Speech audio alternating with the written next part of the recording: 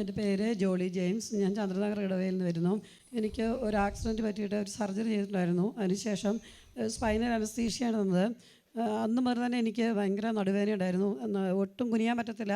പിന്നെ കുനിഞ്ഞുള്ള എന്തെങ്കിലും മുറ്റമടിക്കുകയോ അങ്ങനത്തെ കാര്യങ്ങളൊന്നും എനിക്ക് ചെയ്യാൻ സാധിച്ചിരുന്നില്ല. അത് പക്ഷേ ഞാൻ അച്ഛനോട് പറയുകയോ, എനിക്ക് മെഡിക്കലി കുറച്ച് വിവരമുള്ള കാരണം അതങ്ങനെ ഉണ്ടാവും എന്ന് എനിക്കറിയായിരുന്നു. അതുകൊണ്ട് ഞാനത് സഹിച്ചുകൊണ്ടേയിരുന്നു.